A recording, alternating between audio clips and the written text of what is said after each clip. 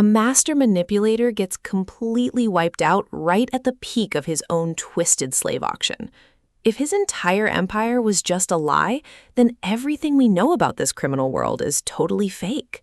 We are going to examine the exact moment a hidden puppet master revealed his terrifying grand design. Welcome back to the channel. Make sure you hit that like button as we dive right into this madness. The Tokyo Kingdom dock is heavily covered in thick fog, while Tendo Kazuma nervously waits around. Donnie Wu arrives to purchase modified humans, but his life ends before they can even shake hands. Makishima Ayame hides far away and uses her ninja arts to eliminate targets through the heavy fog. Shingenji Kurenai jumps into the chaotic fray and takes out the confused guards protecting Tendo. Tendo unleashes his artificial demons, but Kurenai easily breaks free and forces him to run away. The very next day, Kurenai and Ayame are hanging out with the kids at the Himawari orphanage in Tokyo. I honestly feel bad for Kurenai because she constantly struggles with her prejudiced Fuma clan. Her grandfather Genon traveled to the demon realm to save her mother Kaede from the vampire king. He only managed to rescue newborn Kurenai, while Kaede remained trapped and his life slowly halted. The old man spent his remaining years training Kurenai to become a fully fledged Taimanin warrior. Kurenai once raided a secret hideout to save Ayame from being tortured by rogue Fuma clan members. She totally lost control of her vampire side and eliminated every single enemy inside that dark room. Ayame felt completely saved and literally swore to stay by Kurenai forever without any hesitation. After Genon passed away, Kurenai basically abandoned her empty clan title due to constant prejudice. Reiichiro Tamari suddenly visits the orphanage to deliver some really frustrating news about Tendo. He repeatedly mocks Kurenai because the criminal managed to escape from the docks without a scratch. Ayame almost ends his life right there, but Kurenai actually steps in and accepts the heavy blame. She aggressively promises to capture the criminal boss next time or completely quit being a Taimanin. A few weeks later, they launch a major undercover sting operation at a club called King's Pleasure. Kurenai sneaks inside disguised as a hostess, while Ayame waits outside the building as her backup. Tendo suddenly forces Kurenai to consume a dangerous drug and summons multiple artificial demons. I kind of forgot the exact drug name, but it basically weakens her mind and leaves her defenseless. Tamari completely betrays them and knocks Ayame out with a modified stun gun right in the alleyway. Tendo captures both women and drags them deep underground into his creepy Yomihara city mansion. Tamari receives Ayame as a reward, while Tendo starts modifying both girls with hellish technology. They use verbal commands and a slavery curse to completely override their natural human free will. Ayame slowly loses her sanity while attending Section 3 meetings without being able to speak up. Kurenai wakes up in the mansion and meets another demonic girl named Felicia who acts super weird. Tendo heavily manipulates Kurenai into viewing him as her only benevolent protector in this nightmare. Felicia constantly reminds Kurenai about human weakness while subjecting her to intense humiliation. They suffer through weeks of horrible mental training inside that disgusting underground facility. The massive slave auction finally begins, with hundreds of terrible people gathering in the main hall. Tendo proudly presents Kurenai as the main attraction, alongside some really weird demonic creatures. He starts bragging about his past, but suddenly realizes he cannot remember how he actually got power. He completely freezes up on stage as his fabricated memories begin to clash with reality right there. Felicia uses this exact distraction to secretly touch Ayame and completely break her enslavement curse.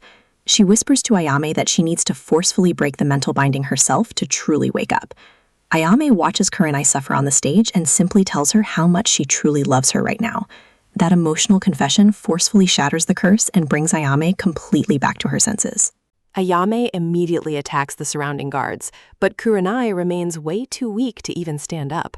Surrounded by countless enemies, Ayame's physical strength reaches its absolute supernatural limit. She forcefully sacrifices her own physical energy and transfers her vital essence to the weakened Kurenai. Ayame rapidly starts fading away, and this desperate sacrifice finally awakens Kurenai's hidden power. Tamari foolishly attacks Kurenai with his new enhancements, but she completely destroys him instantly.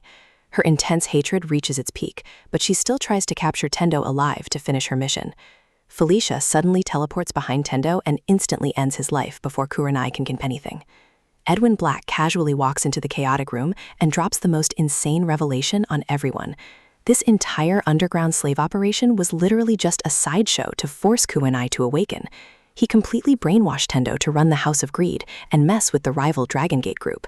Tendo never possessed any real ambition. He was just a disposable pawn dancing on a hidden string. Felicia is actually Black's other daughter, and she was secretly monitoring this whole situation. Black casually declares Kurenai a massive failure because she refused to fully embrace her demon side.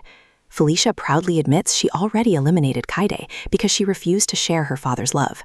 This insane girl basically wiped out all her other siblings just to be the only child left standing. She totally views Kurenai as just another piece of useless trash taking up valuable breathing space. Felicia aggressively prepares to finish off her sister and completely end the Shinganji bloodline. Kurenai finally snaps into her true demonic state and directly clashes with her arrogant sibling. She aggressively strikes back, but notices Black genuinely smiling at this completely brutal conflict. He clearly enjoys watching his own children destroy each other for his absolute twisted amusement. Kurenai quickly realizes she is playing right into his hands and desperately tries to calm her mind. She suddenly remembers the strict martial arts teachings her grandfather drilled into her head daily. She perfectly fuses her raw demonic power with her precise human ninja skills to create something new. Kurenai launches an unbelievable counterattack that completely shatters her sister's solid defenses.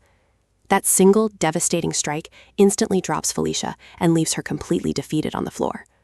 Black is honestly satisfied with this incredible outcome and actively encourages Kurenai to grow more.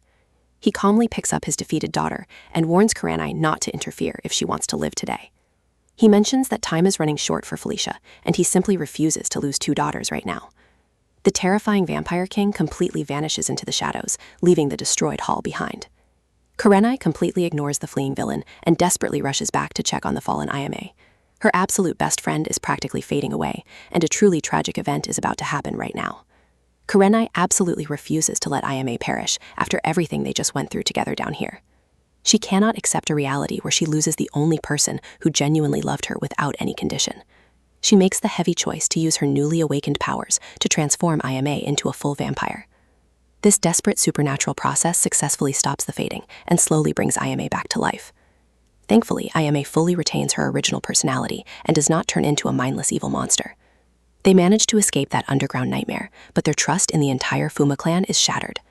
They return to Section 3 only to report the massive betrayal and the total elimination of Tendo.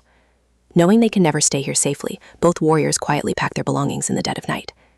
They abandon their former lives entirely and choose to wander the dark cities to hunt down Edwin Black. Their massive rebellion practically forced the completely useless Fuma clan to reevaluate their security. Section 3 lost its best operatives, pushing Chief Yamamoto to seek out the legendary Igawa Sagi.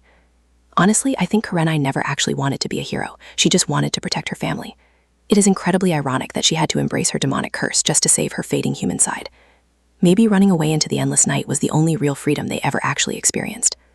Thank you guys for sticking around until the end, and I will see you all in the very next deep dive.